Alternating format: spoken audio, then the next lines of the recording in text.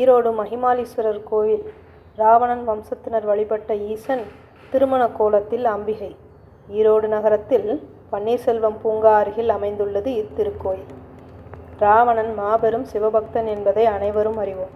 அவன் வம்சத்தில் வந்த பலரும் சிவ வழிபாட்டை கடைபிடித்தவர்கள் என்கின்றனர் புராணங்கள். அவர்களில் மாலி, சுமாலி, மகிமாலி ஆகிய மூவரும் வழிபட்ட ஈசன் ஒருவர் ஈரோடு மாநகரில் அருள்கிறார். வாருங்கள் அந்த ஆலயத்தின் சிறப்பினை அறிந்து கொள்வோம். பொதுவாக ஈரோடு தலமே சிவபெருமானோடு தொடர்புடையதுதான்.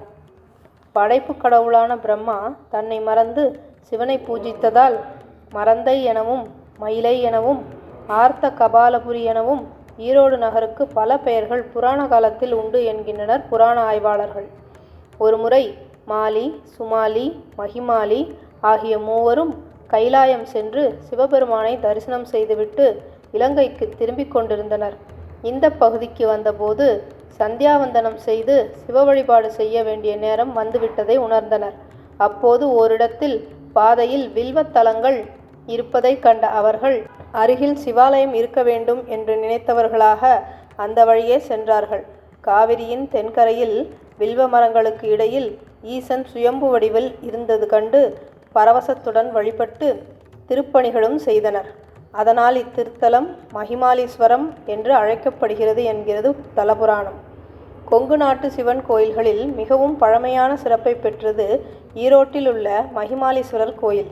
மேற்கு நோக்கி அமைந்துள்ள இத்திருத்தலத்தில் அடியவருக்கு அடியவராக போற்றப்படும் சிவபெருமான் மகிமாலீஸ்வரராக மங்களாம்பிகை அம்மனுடன் மகாலிங்கமாக அருள்பாலித்து வருகிறார். 2000 ஆண்டுகள் பழமையான இந்த கோவிலில் சுந்தரர், அப்பர் ஆகியோர் வழிபாடு செய்துள்ளனர். இந்த கோயிலில் மகாலட்சுமி, துர்க்கை, தட்சிணாமூர்த்தி ஆகியோருக்கும் சந்நிதிகள் அமைந்துள்ளன. மங்களாம்பிகை தெற்கு நோக்கி தனிச்சந்நிதியில் சிவனுக்கு வலப்புறமாக திருமண கோலத்தில் இருப்பது போல் காட்சியளிக்கிறார்.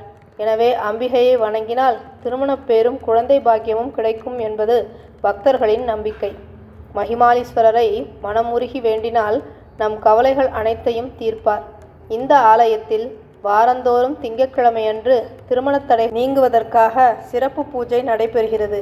தொடர்ந்து 11 வாரம் விரதமிருந்து இந்த வழிபாட்டில் கலந்து கொண்டு சுவாமியை தரிசித்து பிரார்த்தித்து கொண்டால் திருமணத்தடை விரைவில் நீங்கும் என்பது மக்களின் நம்பிக்கை. இக்கோயிலின் விமானம் 35 அடி உயரத்துடன் கம்பீரமாக காட்சி கொடுக்கிறது. 63 நாயன்மார்கள், 16 வகை லிங்கங்களும் இங்கே அமைக்கப்பட்டுள்ளன. மகா சிவராத்திரி அன்று மகிமாலீஸ்வரரை வழிபடுவதால் பலன் பன்மடங்கு அதிகம் கிடைக்குமாம். அன்று ஆயிரக்கணக்கான பக்தர்கள் இங்கு வந்து மகிமாலீஸ்வரரை வழிபட்டு வேண்டிய பலன்களை பெற்றுச் செல்கிறார்கள். இக்கோயிலின் வரலாறு குறித்து மற்றுமொரு கருத்தும் உண்டு. முன்னொரு காலத்தில் இருக்குவேளிர் வம்சத்தைச் சேர்ந்த சிற்றரசர்கள் இந்த பகுதியை ஆண்டு வந்தனர்.